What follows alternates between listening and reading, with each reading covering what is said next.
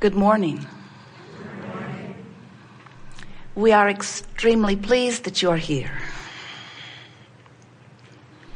It is good to come together for the purpose of co-creating. Do you agree? Yes.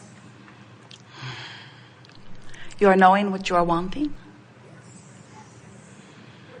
You like the feeling of desire? We've noticed that you like the feeling of desire when you are in the vibrational vicinity of your desire. In other words, when you desire something and you believe it's possible, then you like it.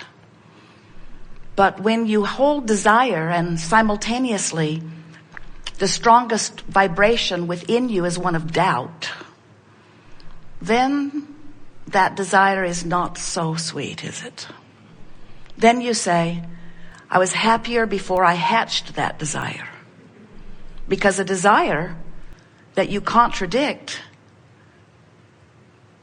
a desire that you oppose with your own thought. In other words, I want it, but I can't do it. I want it, but it can't be done. I want it, but I haven't figured out how. I want it, but when will it be? Where will it be? Who will it be? How will it come about? When the pulsing, chronic, most often vibration within you contradicts your desire, then there's a tug of war that feels oppressive to you. And then sometimes humans say, well, the problem is that desire. You're a greedy person. You have desire. You want too much. And we say, that's not possible. It's not possible for an eternally focused genius creator to over-desire.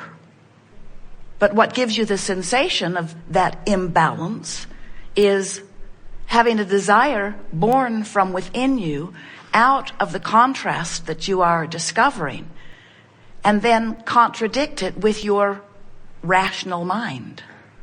Contradict it with your reason. Contradict it with your statistics or your facts. Contradict it with your attention to what is. That's what gets you mostly. And what's so very interesting about that is that what is gave birth to more. And now so often humans don't let themselves go with the flow of the more because of what is. Isn't that interesting? What is and all of its components and the things that were missing caused you to launch rockets of desires of what you preferred even further. And those rockets of desires precede you vibrationally, and the source within you holds them and gives undivided attention to them. And law of attraction, in the same way that your world was formed first from thought, and then it became thought form, and then it became the matter, the material world that you see. In the same way, these rockets that you've launched forward, the source within you is giving undivided attention to, and there is a vibrational reality that does exist that holds fast to the desire that you gave birth to. And that desire continues to be amended by you as you move through the days and experiences of your life. You continue to add more clarity, more deliberateness, more precision to the things that you are asking for. And that vibrational reality precedes you and exists. Sometimes we can feel our physical friends not being nearly as excited about their vibrational reality as we are, because we believe it, we know it, and so it is vibrationally visible to us. We're not off the wavelength of it. So when you dream a dream, when you hope a hope, when you desire a desire, when you set a goal, when life causes you to ask, we see clearly what you've asked for. But it's not just a nebulous request unanswered floating out there in the cosmos. When you ask, all that is actualizes around it, and it becomes a vivid vibrational version of what you are asking for. That is real. It's real. Everything that you know that you call reality was a vibrational reality first. And the thing that we so want you to hear most of all is that the life you came to live is the life that is between your having launched your reality and your letting yourself move to it, because that's the delicious part of life. When you allow yourself to hope, and then you allow yourself to believe, and then you come to know, During that transition of a little resistant thought to a little less resistant thought to no resistant thought, during that transition where you allow the actualization, you allow the circumstances and events to be shown to you, that is the sweetest part of life, and that's what you came forth to live. You said, I'll go forth. Contrast will inspire me. Source will tend to the desire that is carved out of that, and I will follow the emotion within me to know whether I'm moving toward or away from, whether I'm releasing resistance or adding to it, whether I'm allowing or resisting, whether I'm in the flow or not, whether I'm allowing myself into this vortex of vibrational reality that has been gathered for me. This vibrational reality is a vortex of attraction. You've been hearing about law of attraction, but most of you do not understand that you were vibrational beings before you came forth into this physical body. And even though you are now focused a part of that into this physical body, that this vibrational part of you, this larger part of you, this source energy part of you, this inner being part of you, this God force part of you remains still non-physically focused while you're here physically focused. So at all times there is this vibrational relationship that you've got going on. When you are in vibrational harmony with who you really are, you feel the harmony in the form of what you call positive emotions.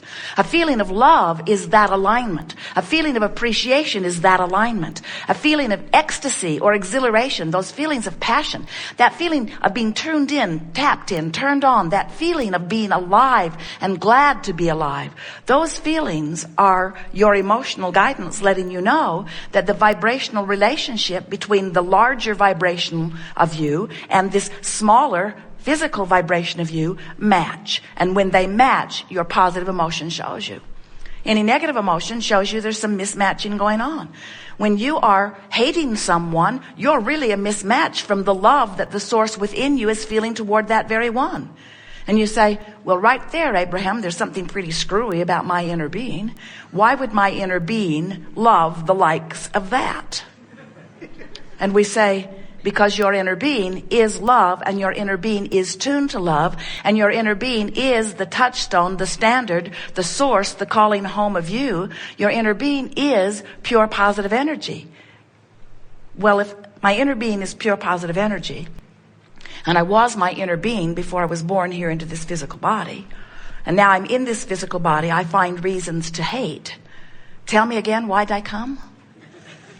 Why would I subject myself to an environment where I would see bad things?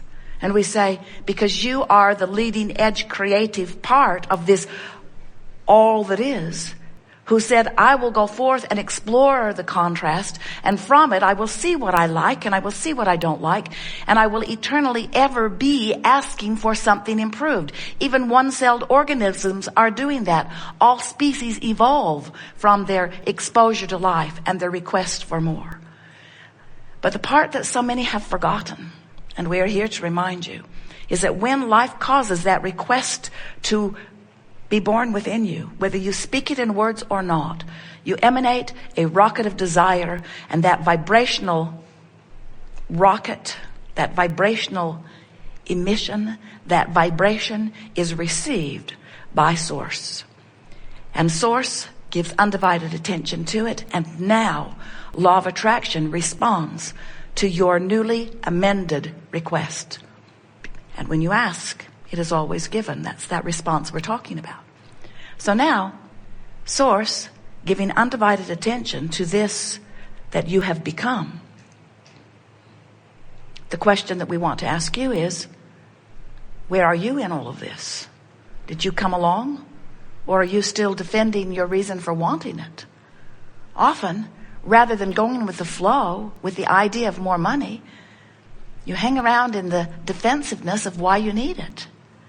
In other words, the difference between a problem and a solution is a very big vibrational difference. A question and an answer is a very big vibrational difference. Your need is a very, very different vibration than your want or your desire.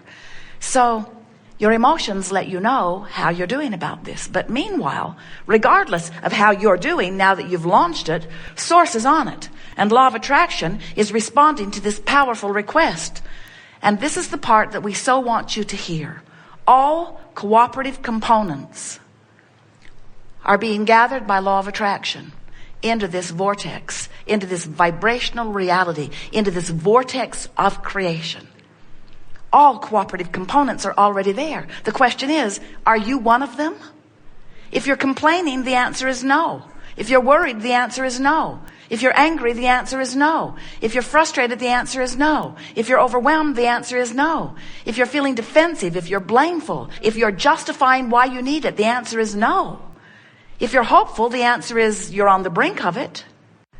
So during this gathering today, we want to speak in a way that you can feel as we feel and know as we know the reality of this vibrational reality. We want you to feel this vortex, and we want you to know its realness, and we want you, it is our desire to light a spark within you that makes you decide that you want to get in the vortex, that you want to be one of those cooperative components. Now, it's perfectly possible, may happen to you often.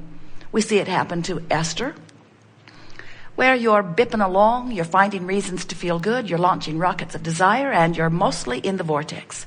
And life is sweet when you are. People are kind to you, doors are opening for you, ideas are flowing, you have a feeling of well-being, a feeling of clarity and ease. You have balance. No matter what happens, you have your sea legs. All is well for you.